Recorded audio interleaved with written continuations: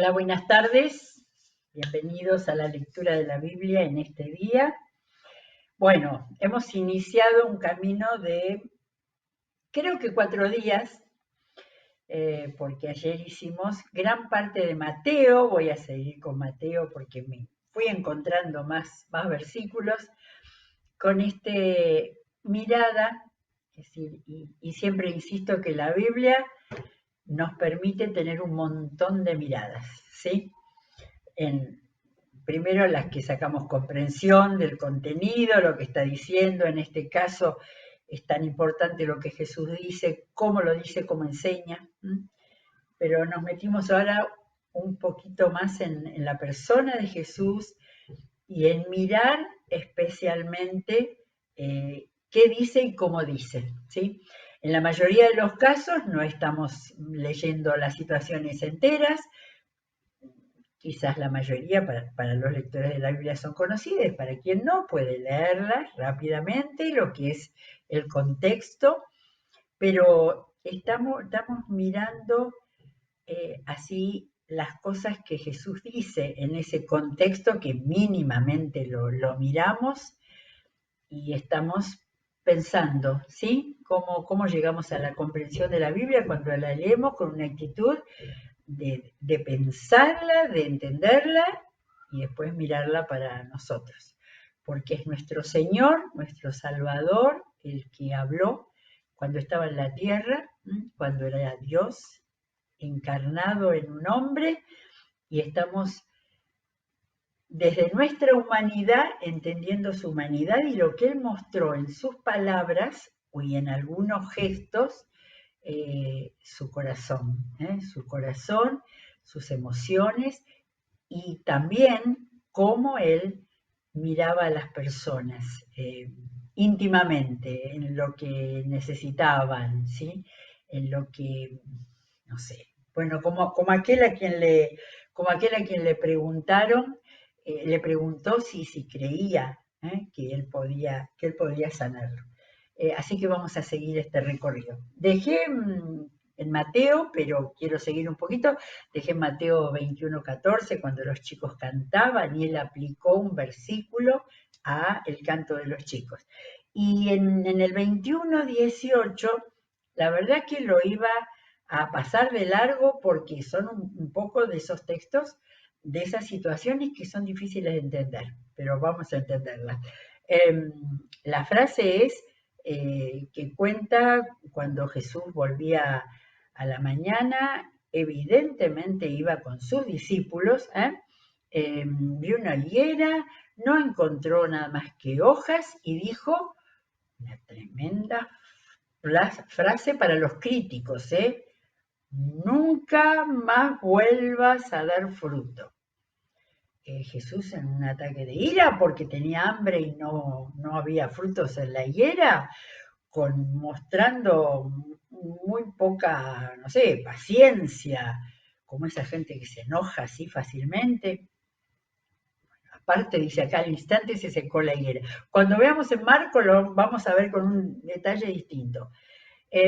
Pero como tantas otras cosas, ese hecho no era que Jesús estaba maldiciendo a la naturaleza, estaba haciendo una lección de esas gráficas fácilmente entendibles para hablarles de la fe. Y vamos a mirar esto después cuando encontremos el mismo hecho en Marcos. 26:10 hay una frase.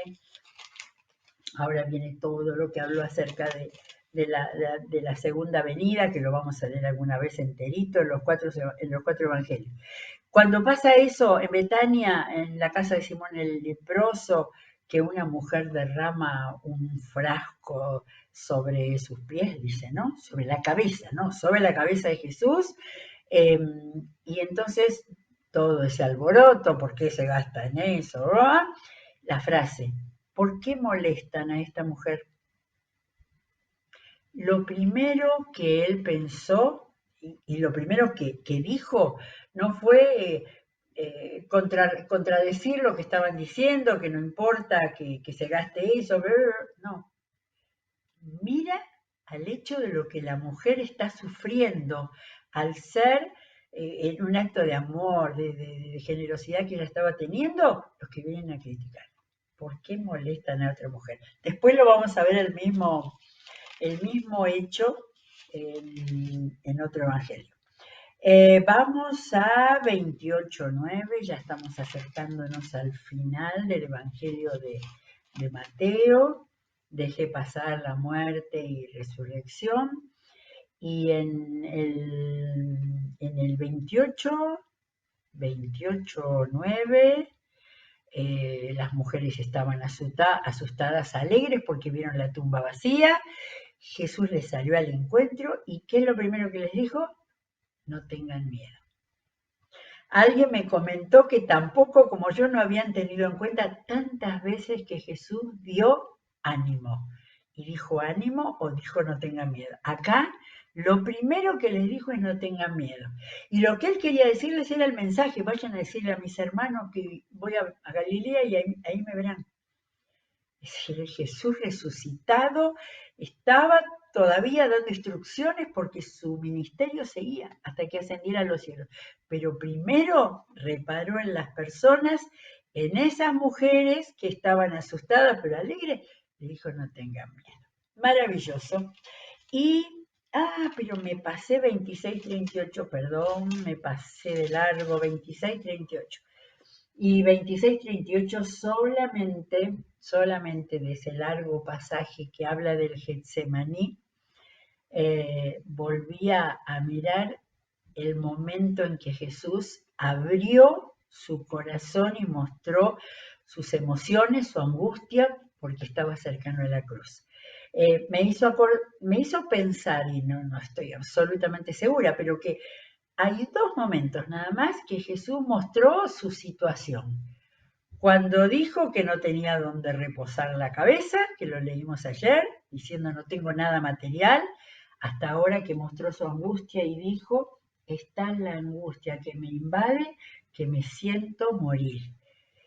Y lo que buscó es, quédense aquí, manténganse despiertos conmigo, apóyenme.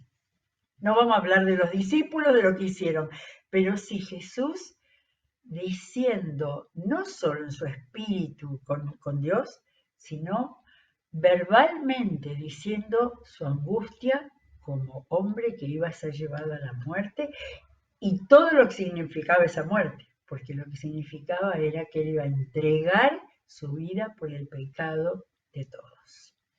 Así que ese es el me siento. Jesús dijo, me siento morir. Antes de la muerte se sentía morir. Fíjense cómo podemos encontrarnos en él, en el sufrimiento, encontrar la respuesta, el apoyo de lo que Jesús mismo sintió. Y termino con Mateo, y con Mateo quiero terminar mucho antes. Lo dejé pasar porque es un resumen de la actitud de Jesús hacia el ser humano. Cuando Mateo 11:28 es el único que registró este momento. Es posible que él lo haya estado ahí al lado. Es muy posible que haya estado ahí al lado. Y el otro que estuvo, que fue Juan, no lo contó. Venid a mí todos ustedes que están cansados y agobiados. Miren, me gustan las palabras, trabajados y cargados, decía Reina Valera, cansados y agobiados, y yo les daré descanso. Carguen con mi yugo y aprendan de mí, pues yo soy apacible y humilde de corazón, y encontrarán descanso para su alma. 11, 28, 29 y 30 de Mateo. Los versículos más amorosos de Jesús para el ser humano con sus cargas, sus agobios y sus necesidades. Pero hay que llegar a Marcos porque me había propuesto hacer uno por día, pero bueno, Mateo es muy largo, muy rico. El primero que tengo de Marcos es 2:14. Acordémonos que Marcos es el evangelio que tanto le importó al autor contar lo que Jesús había hecho. Por eso son los actos de Jesús, las sanidades, los recorridos, y él va mostrando directamente desde el primer capítulo. Pero, a ver, encontré una palabra, 2:14. Claro, tengo mi Biblia que tiene las palabras de Jesús en rojo. En Mateo lo contó Mateo, era su llamamiento, Leví o Mateo, acá lo cuenta Marcos. Y dice que pasó junto a Leví, cobraba impuestos, sígueme, le dijo Jesús. Si fue absolutamente así, es impresionante, porque y Mateo lo cuenta igual, sin gran discurso, sin un llamamiento, sin decirle doctrina, lo levantó de donde estaba y le cambió la vida, ¿sí? Una palabra sola de Jesús puede cambiar la vida. 4:40 creo que tenemos acá otra vez cuando Jesús, otra tormenta en la barca, estaban todos en la barca y por supuesto todos asustados, aterrorizados, y es el relato que cuenta Marcos que estoy viendo, sí, también lo contaba Mateo, donde estaba durmiendo en la parte inferior de la barca y los otros lo llaman y él ahí sí, lo primero que hace es calmar a la naturaleza, como cuando sanó y quizás lo primero que hizo fue sanarlo, pero acá calmó la naturaleza y después los enfrentó a sus emociones. Y me gusta la frase, ¿por qué tienen tanto miedo? Y de nuevo, y ahí les habló de la fe, porque siempre les enseñaba fe. Eran sus discípulos, estaban con él, estaban predicando, sanando, pero siempre les seguía hablando de la fe. Y esa forma, ¿por qué tienen tanto miedo? ¿No? Podía haberle dicho por qué tienen miedo, pero tanto miedo. Estaba ahí, estaba él, ya lo conocían. Bien, si esta frase no nos interpela en las veces que tenemos miedo y lo conocemos, ¿sí? Bien, 5:3 o 5:5. A ver, me parece que 5:5.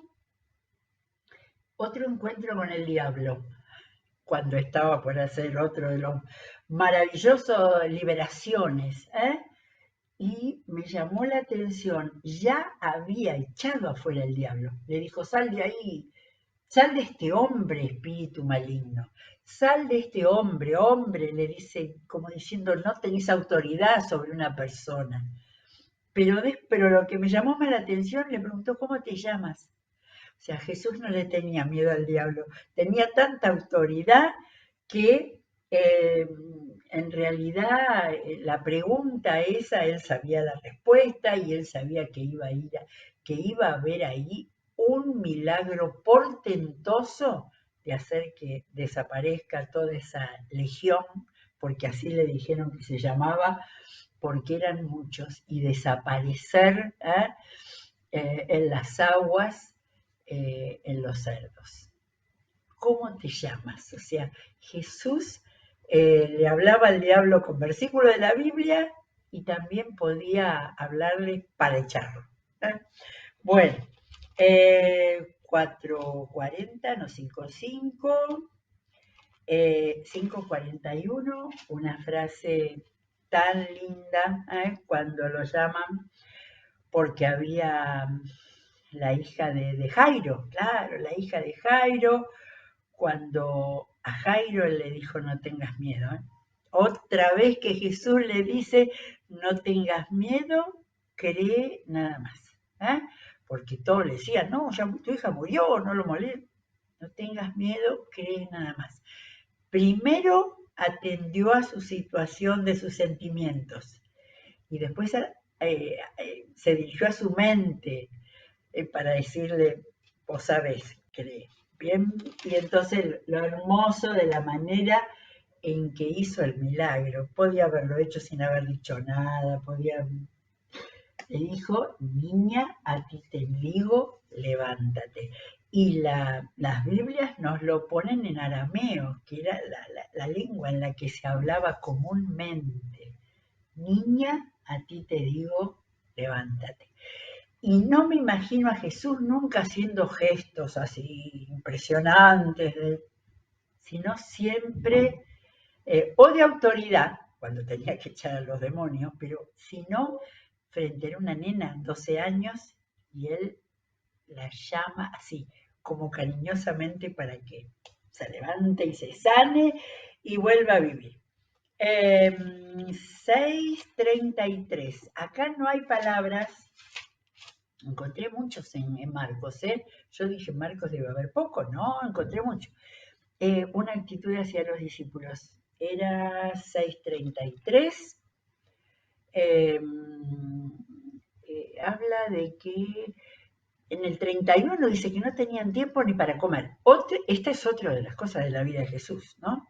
Y sabemos que sí, que comió y que estuvo bien, pero el ritmo que él tenía, el tema del cansancio. Y fíjense, como no tenían tiempo ni para comer, pues era tanta la gente que iba y venía, Jesús les dijo, vengan conmigo y ustedes solos a un lugar tranquilo y descansen un poco. Se fueron solos en la barca a un lugar solitario. Ellos, le decía a ellos, y él que de noche se levantaba a orar y que atendía a toda la gente, él estaba pensando en que ellos descansen. Y también es importante para pensar que al Señor le interesa que descansemos. Me pareció hermoso ese. Bueno, 7, vamos al otro capítulo, 7, a ver qué tenemos acá, 7:14. A ver, 14, 15, desde el 14. Ah, ah, cuando él llamó a la multitud porque con relación a todo un tema, ¿no? No vamos a explicando enseñanzas que le había dado. Y dijo, escúchenme todos y entiendan esto. Nada de lo que viene de afuera puede contaminar a una persona, más bien lo que sale de la persona es la que contamina. Estaba hablando todos esos temas que la gente le proponía o que él largaba y quedaba, y después los discípulos, al llegar a la casa, le preguntaron la comparación que había hecho, ¿no? Porque les había hablado, ahora estoy recordando, al volver a mirarlo, de la ley, de obedecer la ley y de la importancia de la ley, y ahí donde le dice que lo que entra, como dice, nada de lo que viene de afuera puede contaminar a una persona. No estaba hablando de alimentos envenenados o esas cosas. Estábamos hablando del tema de la ley, ¿sí? Y él les estaba diciendo que lo malo salía de adentro del corazón de ellos. Pero ahora los discípulos dicen, ¿qué dijiste? ¿Qué explicaste? No entendimos bien. Y ahí Jesús les dice, y esta es la frase de 17:18, tampoco ustedes pueden entenderlo. No se dan cuenta que nada de lo que entra puede contaminarlo. Y ahí explica todo. Hay que leer todo el pasaje de 7 desde el 15. Pero cuando Jesús le dice, tampoco ustedes pueden entender, y varias veces aparece en los evangelios que Jesús le dice, tan lentos son, por eso. Lo único que contrarresta eso y que para que el Señor no nos siga diciendo eso, es que teniendo ahora la presencia del Espíritu Santo que nos enseña, pero también estemos dispuestos, abiertas las mentes a entender. Él les estaba diciendo qué poca comprensión espiritual. Ahí no tenían la Biblia, nosotros la tenemos ahora. De manera que abrir los ojos para que la comprensión espiritual se amplíe y nos permita ver. Muy bien. 8, 11, 12, donde hay una frase que me encanta. Bueno, vamos algún día a dedicarnos a Jesús y la controversia con la gente, las discusiones, las acusaciones. Ahora no, solamente nos importan sus gestos, sus actitudes. Dice que para ponerlo a prueba, porque estaban discutiendo con él, le pidieron una señal del cielo. ¿Qué hizo Jesús antes de contestarle? Él lanzó un profundo suspiro y dijo lo que ahí parece que dice. Le venían a pedir señales, estaba haciendo milagros prodigiosos todo el tiempo. Por eso ese profundo suspiro es como dice, ay, qué cansado estoy de la gente, qué cansado estoy que no entiendan. Lo anterior que entiendan otra cosa, pero también que no entiendan, que me pidan señales, no han visto demasiado. Bueno, 9:30, 9:30, ya estamos acá, ya pasó la transfiguración. Sí, este es un versículo. Estamos cuando bajan de la transfiguración, cuando se encuentran con que los discípulos que habían quedado, los 9, no pudieron liberar ni orar nada por ese endemoniado que estaba ahí, y entonces dejaron aquel lugar y pasaron por Galilea, pero Jesús no quería que nadie lo supiera que estaban en Galilea porque estaba instruyendo a sus discípulos. Hace poco que encontré este pasaje y dije, antes los mandaba a que descansaran porque tenían que parar y comer. Y acá se aisló. Quizás estaban adentro de una casa, pasaron por Galilea, a lo mejor fueron a la casa de Pedro, donde Jesús se quedaba, y no quería que nadie supiera que estaban ahí porque estaba instruyendo a sus discípulos. Trabajaba para los de afuera y para los de adentro. Los animaba, les recriminaba, todo haciendo favor de las personas. Y vuelvo a repetir, todo eso que le hacía lo tenemos acá para que nos hable y trabaje en nosotros hoy. Bien, voy a 10:16, acá vuelve a aparecer el tema de Jesús y los niños. Hay dos pasajes diferentes con respecto a cuando les dijo, dejen que los niños vengan a mí. Pero me quiero detener no en una palabra, sino en una acción. Después que él dio la enseñanza de que el reino de los cielos es de quienes son como niños, después de abrazarlos, los bendecía poniendo sus manos sobre ellos. Y me hizo acordar del tiempo en que hemos vivido. Con la pandemia no se podía tocar a nadie, no se podía abrazar, las maestras no podían tocar a los alumnos.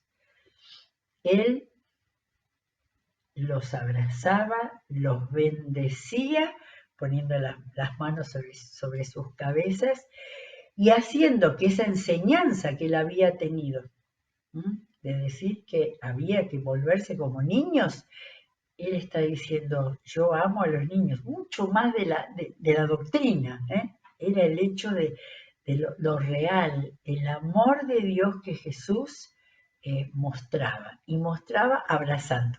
Habíamos abrazado a un leproso, ¿cómo no iba a abrazar a los niños? Bueno, y ya vamos a 10:20, pasaje tan conocido, y la frase única que la tiene, solamente la tiene Marcos. Marcos que tenía ese apuro, que sea cortito porque había que contar lo que Jesús hacía. Hay 3 veces en este pasaje que habla cómo Jesús miró. Y que tiene también la frase que no la había descubierto, las frases esas que se nos pasan cuando corremos en la lectura. En esta este es el hombre rico. Saben que los títulos le ha puesto joven rico, el único que menciona la palabra joven al final es Mateo. Después ni Marcos ni Lucas dicen un hombre. No, acá en esta Biblia dice un dirigente también. Bueno, cuando le hizo el examen, le dijo todo que él había cumplido todo, o sea, como que este hombre venía que Jesús le dijera, sos un buen judío. Antes de decirle que todo esto, que te falta ir y vender todo lo que tienes, que era donde estaba su corazón agarrado, Marcos puso, Jesús lo miró con amor. Busqué Reina Valera no, pero la nueva versión, no. Dios habla hoy, la versión popular, una versión católica, y las dos dicen, lo miró con cariño. Y acá dice, lo miró con amor. Es lo más importante de esta historia que hemos repetido tanto del joven, del hombre rico o joven rico, porque Jesús lo tocó en su interior en lo que él tenía que arreglar. No era solo cumplir la ley, pero Jesús lo miró con amor. Le iba a decir algo durísimo, acá dice que se fue. Le iba a decir algo muy duro, pero fue también porque después venía la enseñanza que le dio a los discípulos. Había un tema que él quería tratar. Yo creo que Jesús terminó la obra y este hombre volvió a él a hablar, a decirle, a preguntarle, y se completó la obra, porque realmente era un israelita sincero. Lo que pasa es que Jesús le levantó el nivel la necesidad de lo que era realmente entregar la vida al Señor, y eso tuvo que irse a su casa a pensar. Jesús, después de que dijo esas palabras, claro, no cerró, se fueron, no. Miró alrededor a sus discípulos y ahí tomó la enseñanza que quería dar. Qué difícil es para los ricos entrar en el reino de Dios, ¿no? Entonces ahí vino una conversación, pero me quedé en, lo miró con amor, miró después a sus discípulos y sacó la conversación. Y después ellos se quedaron diciendo, bueno, ricos, es imposible que se acerquen a Dios porque tienen las riquezas. Y entonces Jesús dijo, para los hombres es imposible, aclaró Jesús mirándolos fijamente. De manera que esto de buscar los gestos de Jesús y las actitudes de él valen tanto o llegaban tanto como la enseñanza. Porque acá lo que les estaba diciendo, para los hombres es imposible, pero para Dios, de hecho, para Dios todo es posible. Les estaba dando la más grande enseñanza, pero lo hizo mirándolos a los ojos, fijamente, como para que se les meta en la cabeza que todo es posible para Dios. Para que no se quedaran ahí anonadados con este hombre que a Jesús mismo se había ido sin darle el sí. Pero no sabemos. Lo que Jesús en este momento le interesaba era que ellos entendieran esta lección. Bueno, hay otro, en el capítulo 10, era 48, otro sanado, otro ciego. Este es el ciego que tenía nombre, claro, Bartimeo. Creo que es el único que sabemos el nombre. Posiblemente era conocido, lo conocía Marcos, no tengo idea. Él grita, Jesús, hijo de David, ten compasión de mí. Y grita una vez, lo reprendieron y gritó 2 veces, hijo de David. En Mateo habíamos leído 2 ciegos que habían gritado también, pero me paro en por la forma en que Jesús actuó. El hombre tiró la capa, hizo una decisión así, estaba desesperado, pero a la vez creo que creía que Jesús lo podía hacer. Pero Jesús le preguntó, como en algún otro caso, ¿qué quieres que haga por ti? Como si no supiera. Y entonces él dijo, Rabí, quiero ver. Y no le dijo, ten ánimo, ninguna de las cosas que me han visto. Le dijo, puedes irte, porque ya Dice, ya tu fe te ha sanado. Y me quedé preguntándome, ¿y por qué lo hizo así tan rápido, tan definitivo? Este hombre venía gritando más de una vez, Jesús, hijo de David. Si él creía que Jesús era el hijo de David, creía que era el Mesías, conocía la Biblia, el Antiguo Testamento, donde nos dice eso. De manera que no necesitó Jesús tener más charla con él. Además, fíjense cómo termina el episodio. Al momento recobró la vista y empezó a seguir a Jesús por el camino. Este no lo mandó al sacerdote ni nada. Este ya estaba listo. Ahora tenía vista y ahora había encontrado a Jesús. Bien, ¿dónde seguimos ahora? 12, no, primero viene 11, 21. Vuelve la higuera acá. La higuera esa que Jesús hizo, ese milagro de secar, acá nos cuenta con más detalle. Pedro le dijo, Rabí, se ha secado la higuera que maldijiste. Mateo la hacía que la secó en el momento. Y entonces acá Jesús le dio la enseñanza. No lo hizo para arruinar un árbol. Le dijo, si ustedes tienen fe, de nuevo le dicen a este monte, quítate de ahí y tírate al mar, creyendo,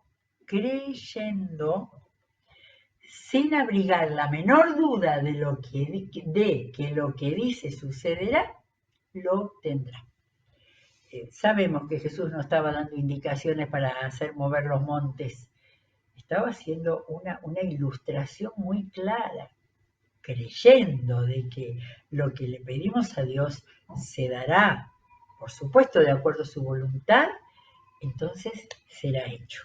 Y para eso tuvo que secar una higuera, pero no era para que lo criticaran, sino porque tenía que dar una lección absolutamente visible para que ellos pudieran una vez más entender.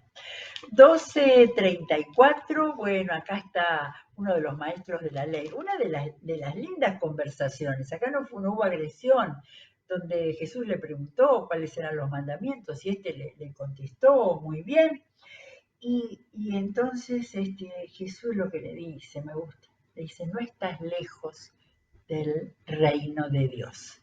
O sea, entendés el corazón, amar a Dios y amar a tu prójimo. No estás lejos. Seguramente esta conversación siguió, fue una de las tantas conversaciones, pero a ese hombre, el decirle que no estaba lejos, le estaba diciendo que estaba cerca y estaba con Jesús, así que esperamos que haya tenido un final feliz. 12:41, simplemente hacemos una mención porque falta muy poquito tiempo.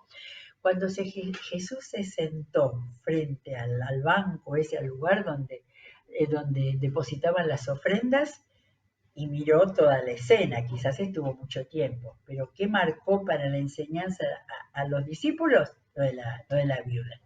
Jesús mirando, porque uno diría, cuando uno ve una persona tan pobre, daría vuelta la cara para no ver. No, Jesús lo miró porque tenía que demostrar.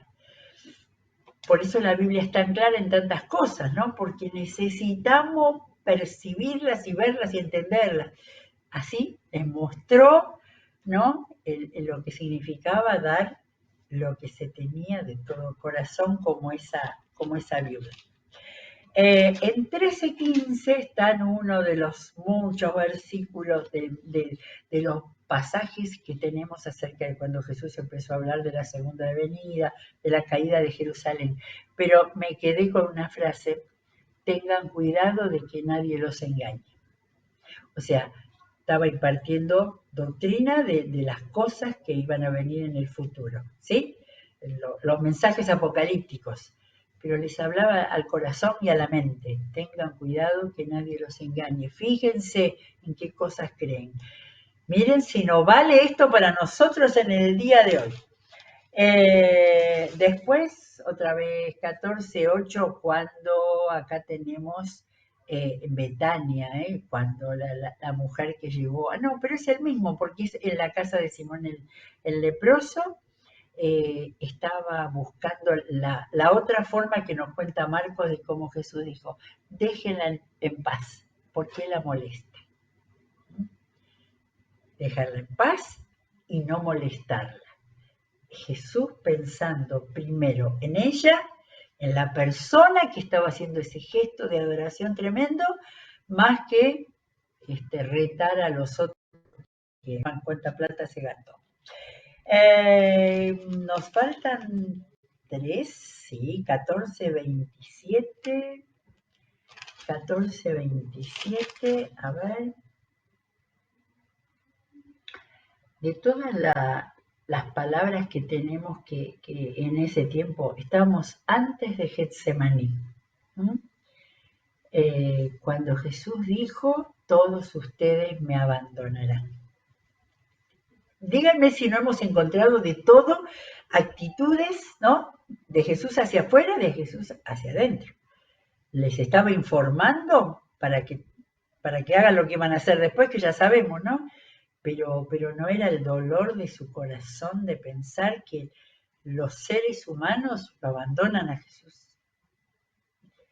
Porque sabía lo que iba a pasar y sabía cómo iban a volver, salvo Judas, cómo iban a volver, pero él es como cuando dijo que no tenía dónde reposar la cabeza y todos ustedes me abandonarán. 14:62, ¿qué versículo hacia el final? ¿Qué tenemos en 14:62?